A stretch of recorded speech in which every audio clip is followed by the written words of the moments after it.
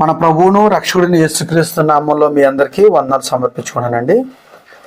దేవుని సన్నిధికి చేరుట, దేవుని సన్నిధికి చేరాలంటే మనం ఏ విషయాల్లో దేవుడు చెప్పినట్టు నడుచుకుంటే మనం ఆయన సన్నిధిని చేరతామని చెప్పేసి ఆయన రక్తంతో ప్రోక్షింపబడిన వ్యక్తి, వాక్యం అనే ఉదక స్నానంతో స్నానం చేసిన వ్యక్తి ఏ విధంగా ఉండాలి అని చెప్పేసి మనం నేర్చుకున్నాం.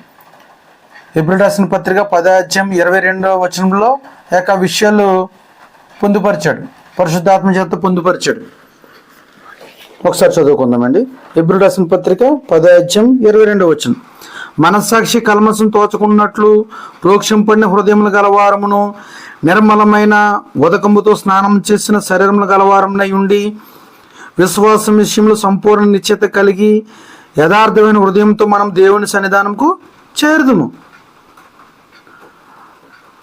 మన మనస్సాక్షి కల్మషం తోచుకున్నట్లు ప్రోక్షింపడిన హృదయం గలవారము అన్న దాని గురించి, నిర్మలమైన ఉదక స్నానంతో చేసిన శరీరములు గలవారమును దాని గురించి మనం నేర్చుకున్నాం.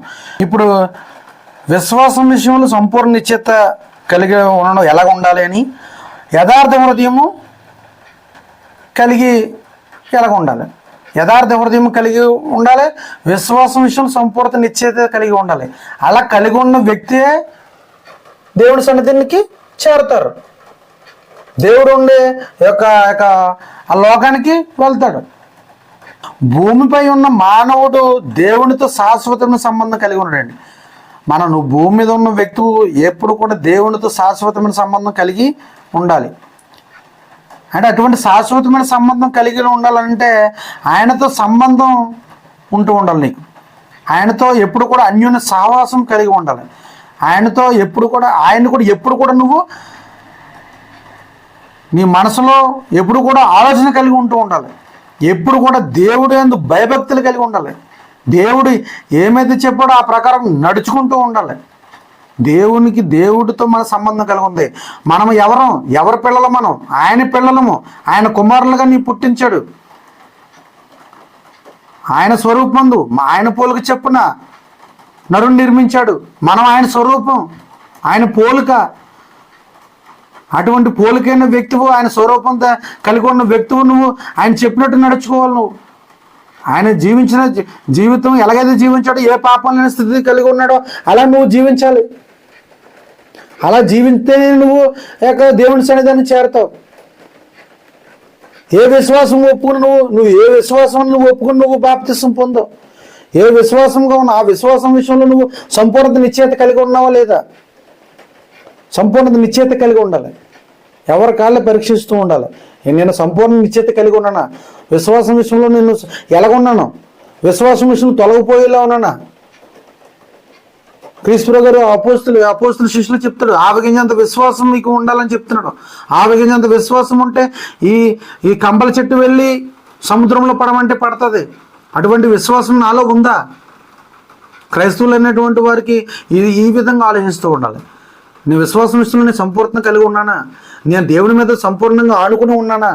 దేవుడు చెప్పినట్టు నేను నడుచుకుంటున్నానా అని చెప్పేసి ఎప్పటికప్పుడే మనం పరీక్షిస్తూ ఉండాలి. ఎప్పటికప్పుడు ఆలోచన కలిగి ఉంటూ ఉండాలి. విశ్వాసం విషయంలో సంపూర్ణ నిశ్చయత కలిగి ఉన్నాను అన్న దాని గురించి మనం నేర్చుకుందామండి. అసలు అలాగే విశ్వాసం విషయంలో సంపూర్ణ నిశ్చయత లేని వారు కూడా ఎలా ఉంటారు అన్నది కూడా నేర్చుకుందాం. పేతురు రాసిన మొదటి పత్రిక 2:9 వచనం. పేతురు రాసిన మొదటి పత్రిక 2:9 వచనం. అయితే మీరు చీకట్లో నుండి ఆశ్చర్యకరమైన తన వెలుగులోనికి మిమ్మల్ని పిలిచిన వాని గుణాతిశయమును ప్రచురం చేయ నిమిత్తము ఏర్పరచబడిన వంశమును, రాజులైన యాజక సమూహమును, పరిశుద్ధ జనమును, దేవుని సొత్తైన ప్రజలనై ఉన్నారు. మీరు ఎటువంటి స్థితిలో నుంచి వచ్చారు? మీరు చీకట్లో నుంచి వచ్చారు. మీరు చీకట్లో నుండి ఆశ్చర్యకరమైన తన వెలుగులోనికి వచ్చారు. మీరు వెలుగులోకి వచ్చిన వ్యక్తి మీరు ఆయన గుణాతిశయములు ప్రచురం చేసేవారిగా ఉండాలి. ఆయన గుణాన్ని ప్రచురం చేసేవారిగా నువ్వు ఉంటున్నావా? ఆయన గుణాన్ని ప్రచురం చేసేవారిగా ఉంటే ఆయన గుణములు ఏదైతే కలిగి ఉన్నాడో, ఆయన పరిశుద్ధుడిగా నిర్దోషుడిగా ఉన్నాడో అదే గుణం ఆ గుణాతిశయములు ప్రచురం చేసే వ్యక్తి నువ్వు ఎటువంటి వ్యక్తివు? నువ్వు ఏర్పరచబడిన వారు, నువ్వు ఏర్పరచబడిన వంశమును, రాజులైన యాజక సమూహమును, పరిశుద్ధ జనమును, దేవుని సొత్తైన ప్రజలు, మన దేవుని సొత్తైన ప్రజలమైన మనం, దేవుని కుమారులను, దేవుని పిల్లలు మనం. ఇటువంటి దేవుని పిల్లలుగా ఉన్న వ్యక్తువు దేవుని సొత్తైన ప్రజలను, ఆయన గుణాతిశయములు ప్రచురించేవాడుగా ఉండాలి. ఆయన గుణాతిశయం ప్రచురించేయాలి. ఆయన పరిశుద్ధుడు, నిర్దోషుడు, ఆయన పాపుల్లో చేరలేదు. క్రీస్తు గారిని భూమి మీద బ్రతుకుల దినములన్నింటిలో కూడా ఆయన పాపం ఏం చేయలేదు. ఆయన దూషింపబడి బదులు దూషింపలేదు. ఆయన శ్రమ పెట్టబడి బదులు శ్రమ పెట్టలేదు. ఆయన గుణాలని, ఆ గుణాలని గుణాతిశయం ప్రచురం చేయాలంటే మనలో ఇముడ్చుకోవాలి. మనం ఆ స్థితి మనకు కలిగి ఉండాలి. ఆ విశ్వాసం విషయంలో సంపూర్ణ నిశ్చయిత కలిగి ఉండాలన్నమాట. ఎందుకంటే నువ్వు చీకట్లో ఉన్న నుంచి నేను వెలుగులోకి తీసుకొచ్చాడు. ఆశ్చర్యకరమైన తన వెలుగులోనికి తీసుకొచ్చాడు. ఆయన వెలుగులో ఉన్న ప్రకారం మనము కూడా వెలుగులో ఉన్నవారం. మరి వెలుగు సంబంధమైనటువంటి వారు నువ్వు శరీర సంబంధమైన ఈ లోక సంబంధమైన పాపంలో నువ్వు ఉంటూ ఆయన గుణాతిశయం ప్రచురం చేయకుండా నువ్వు జీవిస్తున్నావు. అలా జీవించకూడదు. నిర్మలమైన మనస్సాక్షి కలిగిన వ్యక్తులు సంపూర్ణ నిశ్చయిత కలిగి ఉండాలన్నమాట అండి. నీతి కలిగి, నీతి విషయమే ఆ యొక్క నిర్మలమైన మనస్సాక్షి కలిగి, ఆ యొక్క దేవుని సొత్తైన ప్రజల్లో ఉన్న మనము, ఆ యొక్క పరిశుద్ధ జనముగా మనం తీర్చిన వ్యక్తి మనం యొక్క విశ్వాసం విషయంలో సంపూర్ణ నిశ్చయిత కలిగి ఉండాలన్నమాట అండి. అదే పేతురు రాసిన మొదటి పత్రిక 3వ అధ్యాయం 12 నుంచి 17 వచనాలు.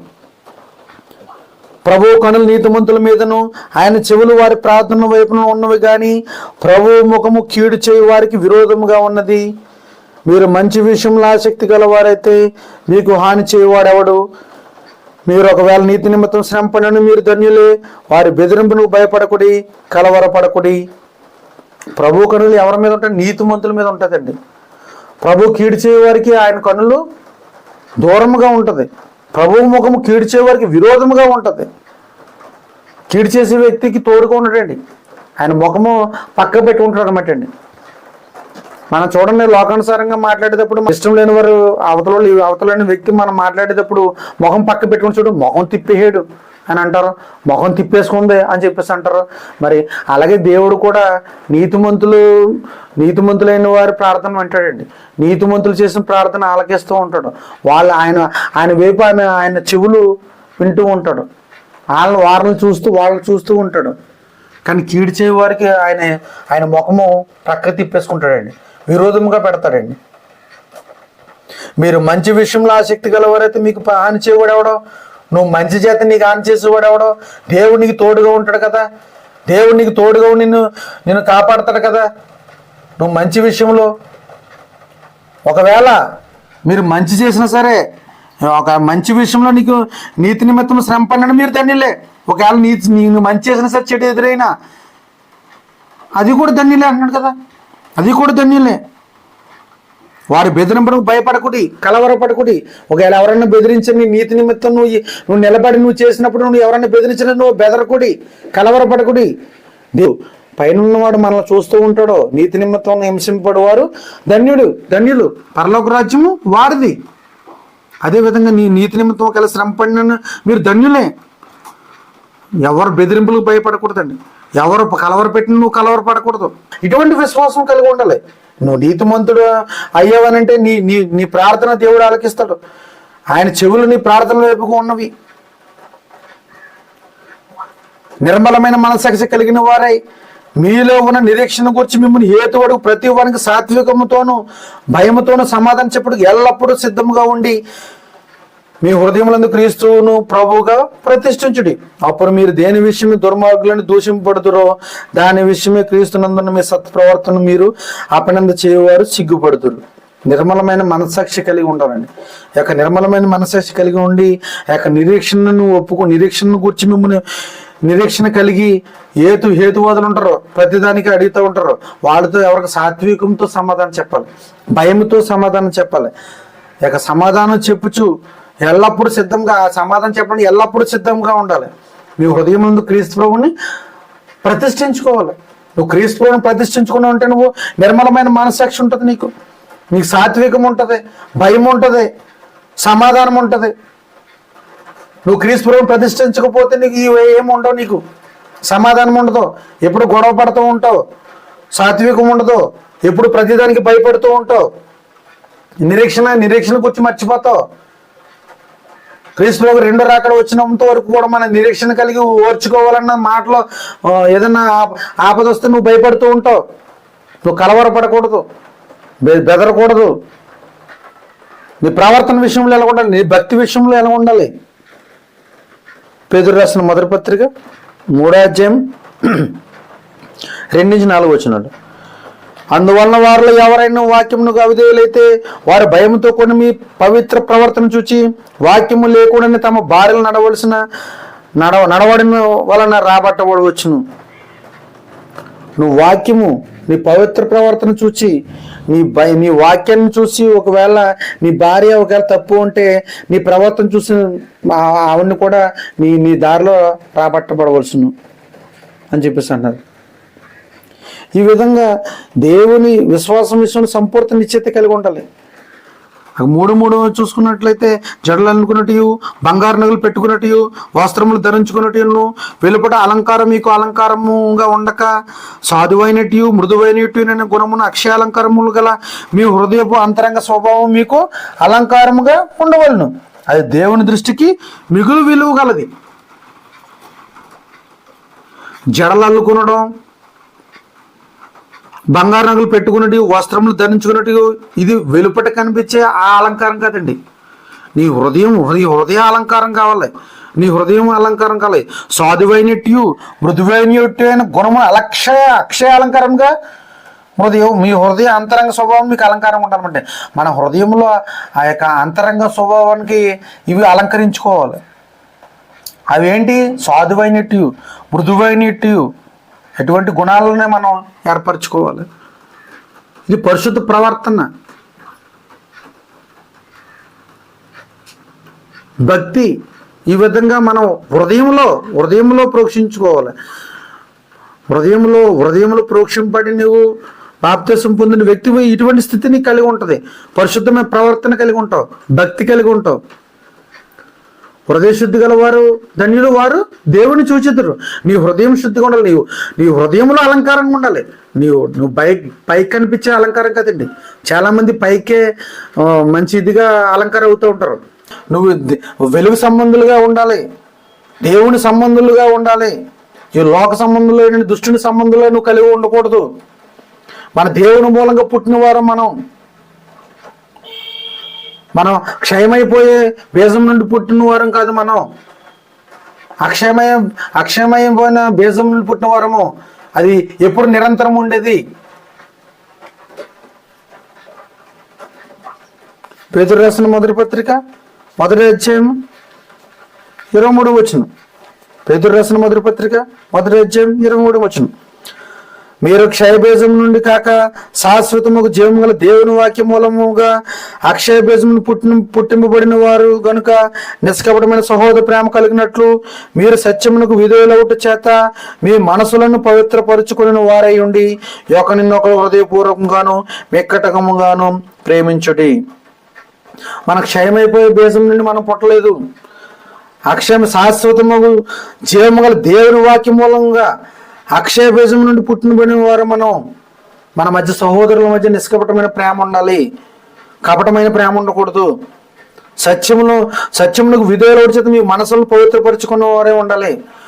హృదయపూర్వకంగాను మెక్కడంగాను ప్రేమించే వారిగా ఉండాలి. సహోదరుల మధ్య ప్రేమ కలిగి ఉండాలి. నీ సహోదరులను ప్రేమించే వారిగా ఉండాలి. నిన్ను వాళ్ళు నీ పొరుగు వారిని ప్రేమించే వారిగా ఉండాలి. ఎందుకంటే మన శాశ్వతమైన జీవము గల దేవుని వాక్యములను పుట్టినవారు మనం. అక్షయ బీజమును పుట్టినవారు మనం. ఈ క్షయమైపోయే బీజం నుండి పుట్టినవారు కాదు మనం. నీతి గల మనసును కలిగి జీవించాలి. నిర్మలమైన మనసాక్షి కలిగి జీవించాలి. పరిశుద్ధమైన ప్రవక్తను కలిగి జీవించాలి. భక్తి కలిగి జీవించాలి. నీ హృదయ శుద్ధిగా ఉండాలి. దేవుని మూలంగా పుట్టినవారు నువ్వు. దేవుని వల్ల పుట్టిన వ్యక్తి దేవుని సంబంధులుగా కలిగి ఉండాలి. దేవునితో అన్యోన్య సహవాసం కలిగి ఉండాలి. శాశ్వతముకు జీవము గల ఆ యొక్క అక్షయమైన బీజం నుండి పుట్టినవాడమని చెప్పేసి గ్రహించాలి. ఇలా విశ్వాసం కలిగి ఉండాలి.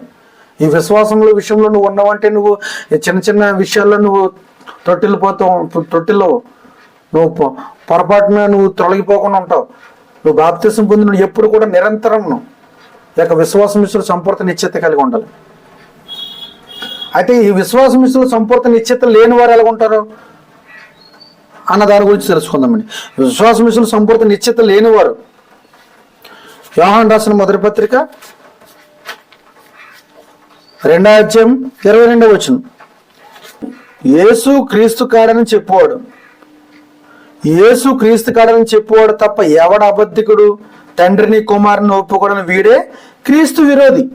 యేసుని క్రీస్తుగా అంగీకరించిన వాడు విశ్వాసం విషయంలో సంపూర్ణ నిశ్చిత లేనివాడు. చాలా మంది క్రీస్తుని అంగీకరించరు.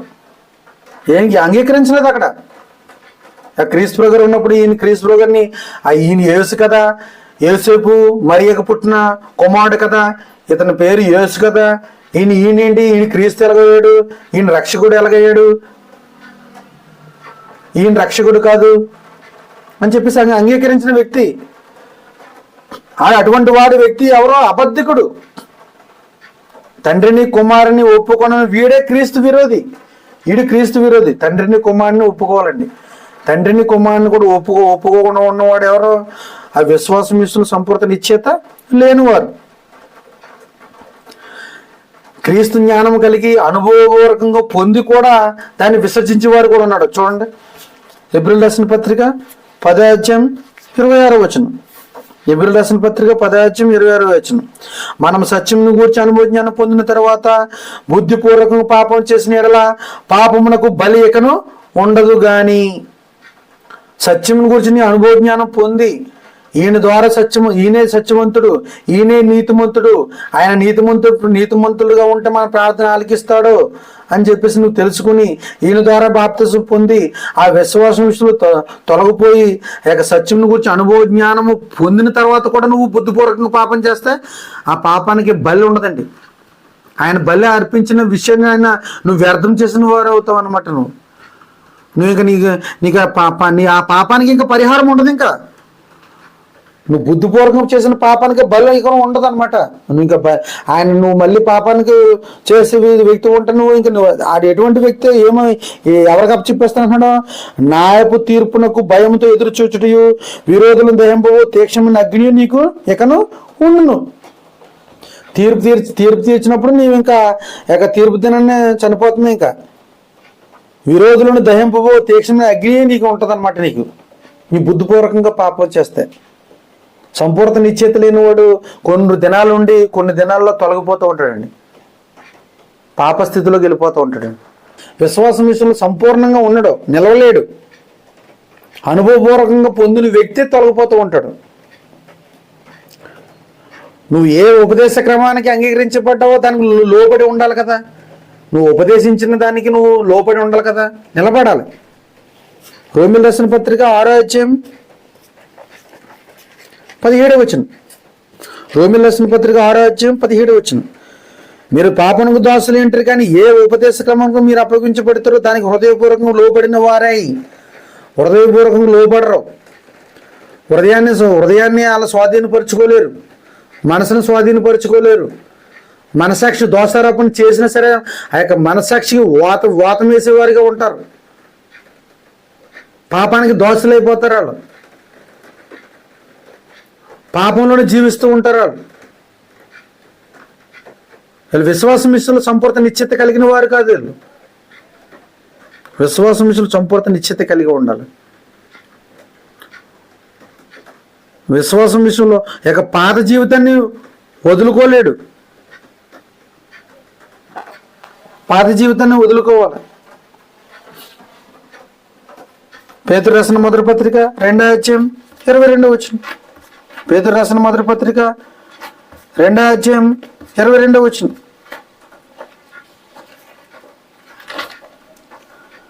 ఆయన పాపం చేయలేదు, ఆయన నోటను ఏ కపటము కనపడలేదు, ఆయన దూషింపడి బదులు దూషింపలేదు, ఆయన శ్రమ పడి బెదిరింపక న్యాయంగా తీర్పు తీర్చి దేవునికి తాను అప్పగించుకొనను. ఆయన ఏ పాపం చేయలేదండి. ఆయన నోట అసలు ఏ కపటము లేదు. రాలేదు.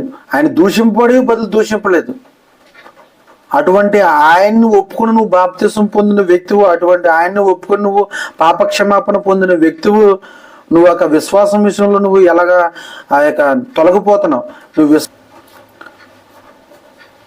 పాపానికి లోబడిపోతున్నావు. నువ్వు ఇక పాపస్థితిని వదులుకోవాలి, ఇక నువ్వు ఆ పాపాన్ని విడిచిపెట్టాలి. ఎపిసోడ్ రాసిన పత్రిక 4:22 ఎపిసోడ్ రాసిన పత్రిక 4:22 కావున మునుపటి ప్రవర్తన విషయంలో అయితే మోసకరమైన దురాశ వలన చెడిపోయి మీ ప్రాచీన స్వభావాన్ని వదులుకుని మీ చిత్తవృత్తి యందు నూతనపరచబడిన వారై నీతియు యథార్థమైన భక్తియు గలవారే దేవుని పోలికకు సృష్టింపబడిన నవీన స్వభావాన్ని ధరించుకునవలెను.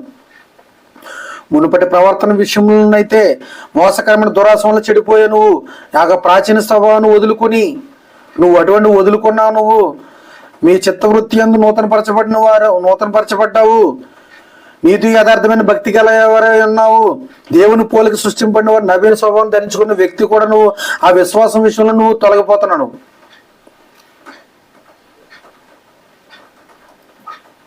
ఆ యొక్క విశ్వాసం విషయంలో తొలగిపోతున్నావు. యథార్థమైన భక్తి నీలో ఉండలేదు నీకు. నువ్వు యొక్క విశ్వాసం విషయంలో సంపూర్ణ నిశ్చిత నీలో ఉండలేదు నీకు. నువ్వు తొలగిపోతున్నావు. యథార్థమైన హృదయం కలిగి ఉండాలి. యథార్థమైన హృదయం కలిగి ఉంటే దేవుడి సన్నిధానికి చేరతాం మనం.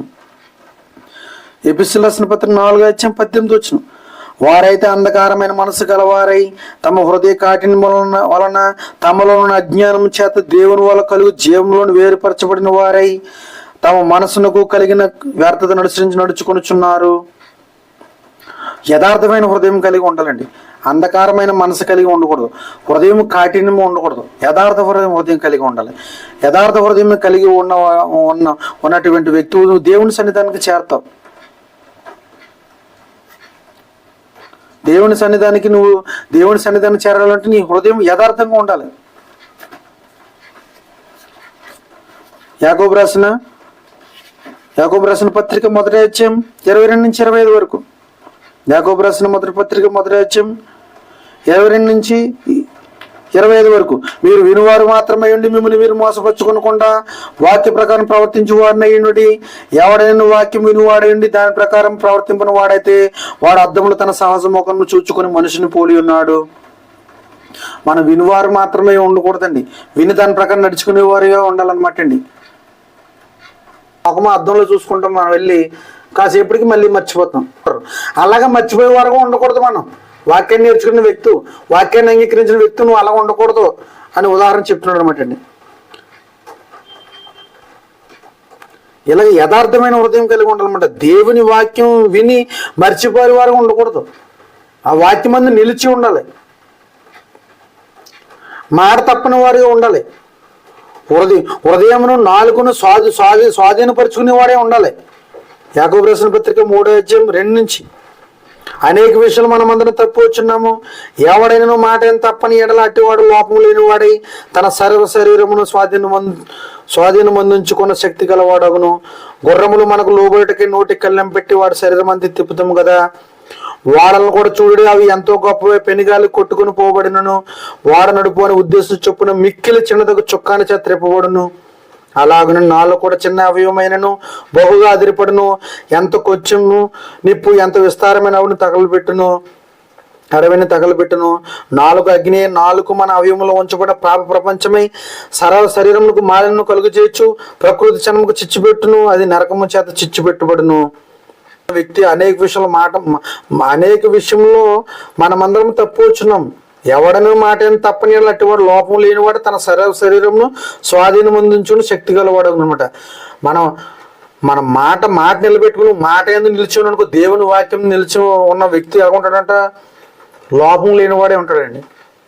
తన సర్వ శరీరము కూడా స్వాధీనం అందించుకుంటాడు అనమాట. స్వాధీనం అందించుకుని శక్తి గలవాడు అవుతాడు అనమాట అండి. గుర్రములు మనకు లోబెట్టికి నోటికి కళ్ళెం పెట్టి వాడి శరీరం అంతా తిప్పుతాం కదా. గుర్రం లోబడాలంటే వాటికి కళ్ళెం పెట్టి మనం ఎలా కావాలితే ఎలాగైతే తిప్పుకుంటామో, అలాగే ఓడలు కూడా చూడండి, అవి ఎంతో గొప్పగా పెనుగాలు కొట్టుకుని పోబడిన ఓడ నడుపుని ఉద్దేశం చెప్పిన మిక్కిలి చిన్నదో చొక్కని చేత తిప్పబడిన కదా. ఇక వాడ నడిపోయి ఉద్దేశం చొప్పునే ఇక చొక్కాని పెడితే వాడ ఎలాగ నడుస్తుందో, అలాగే గుర్రానికి కళ్ళెం పెట్టి మనం ఎలాగైతే నడుపుతామో, అలాగనే నాలుగు కూడా, నీ నాలుగు అటువంటిదే. నీ నాలుగు నువ్వు చదును చేసుకోవాలి. అది ఒక చిన్న అవయవమే కదా, అది బహుగా అదిరపడుతుంది. ఎంత కొంచెమైన నిప్పు, నిప్పు చిన్నదే, అడివంతను ఎలాగైతే తగలబడుతుందో అలాగా నీ నాలుక అగ్ని లాంటిది. యొక్క నాలుక అవయవముల్లో ఉంచబడిన పాప ప్రపంచమై సర్వశరీరముకు మాలిన్యము కలుగు చేయించి ఉన్నది. అది ప్రకృతి చక్రముకు చిచ్చుపెట్టుది. అది నరకంతో చిచ్చు పెట్టబడింది అనమాట. ఈ నాలుగును నువ్వు స్వాధీనం ఉంచుకోవాలన్నమాట. యథార్థ హృదయం కలిగిన వ్యక్తివు నీ నాలుగును స్వాధీనం ఉంచుకుంటావు అనమాట. నువ్వు ఏది మాట్లాడినా దేవుని గురించే మాట్లాడుతున్నావు. ఏది మాట్లాడినా దేవుని ఉద్దేశం ఏంటో తెలియపరుస్తూ ఉంటావు. ఎక్కడ నువ్వు కూర్చున్నా, పడుకున్నా, నిల్చున్నా, నువ్వు త్రోవ నడిచినా నువ్వు దేవుని మాటలే మాట్లాడుకుంటూ ఉంటావు. నీ నాలుగుని నువ్వు నీ స్వాధీనం ఉంచుకోవాలన్నమాట. నువ్వు ఎలాగైతే గుర్రంలకి కళ్ళెం పెట్టి నువ్వు ఎలాగైనా నువ్వు స్వాధీనం పరుచుకుంటున్నావో, అలాగే మిక్కిలి చిన్నదిగా చొక్కాన చేత నువ్వు వాడు నడుపు అని ఉద్దేశం చెప్పిన ఎలాగైతే నడుతుందో, నీ ఉద్దేశం చెప్పిన నీ నాలుగుని నువ్వు స్వాధీనం ఉంచుకోవాలన్నమాట అండి. నీ నాలుగుని నువ్వు స్వదన చేసుకునే వారిగా ఉండాలన్నమాట అండి. అది చిన్నదే, చిన్న అగ్ని ఒక అడువంతా ఎలా తగలపెడుతుందో నీ శరీరంలో ఒక చిన్న అవయవమైన నాలుగుని నువ్వు నీ అదుపులో ఉంచుకోలేకపోతున్నారు చాలామంది అండి. అదుపులో ఉంచుకోవాలి. అదుపులో ఉంచుకుంటే నువ్వు యథార్థ హృదయం కలిగి ఉంటుంది. నీతి కలిగినట్టు ఒకడు హృదయంలో విశ్వసించింది కదా, నీ హృదయంతో ఒప్పుకుని, నీ నోటితో ఒప్పుకునే కదా నువ్వు బాప్తిసం పొందుతావు. 9 పత్రిక 10:10 ఏలయనగా నీతి కలిగినట్లు మనుషులు హృదయంలో విశ్వసించును, రక్షణ కలిగినట్లు నోటితో ఒప్పుకొనును. నువ్వు నీ రక్షణ కలగడానికే నువ్వు ప్రభువుని నీ నోటితో ఒప్పుకున్నావు. నువ్వు ఆయన నా రక్షకుడిని నువ్వు ఒప్పుకున్నావు. నువ్వు నీ హృదయంలో నువ్వు విశ్వసిస్తున్నావు. నువ్వు నీ నోటితో ఒప్పుకున్నావు కదా. అటువంటి హృదయం, ఆయన క్రీస్తుని నువ్వు అంగీకరిస్తున్నావు కదా. మనం క్రీస్తుని హృదయంలో కలిగి ఉండవాలని కదా. నువ్వు హృదయంతోనే ఒప్పుకున్నావు. నీ హృదయంతో ఒప్పుకున్నప్పుడు నీ క్రీస్తుని నీ హృదయంలో కలిగి ఉండాలి.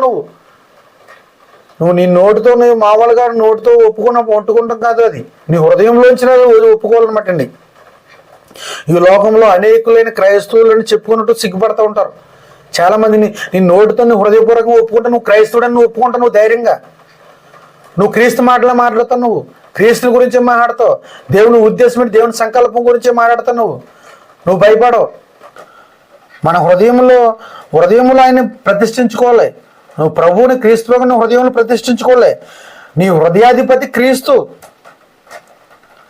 ఆయన క్రీస్తు అయ్యి నీ హృదయంలో ప్రతిష్ఠించుకొని నువ్వు సిగ్గుపడవు. నీ హృదయం అంతా ఆయన నిండి ఉంటాడనమాట. ముందు మనం మనుషుల ఎదుట క్రీస్తు ప్రభువుని ఒప్పుకొని ఆయన కొరకు జీవించాలి. జీవించినట్లా ఆయనకు ఉన్నవన్నీ కూడా మనమేనండి. ఆయన కలిగి ఉన్నవన్నీ కూడా మనమే. ఆయన తండ్రి నా తండ్రి అంటే అనేక నివాసము కాదు, లేని ఎడల నేను మీతో చెప్తున్నాడు. ఆయన ఏర్పాటు చేశాడు మన కోసం.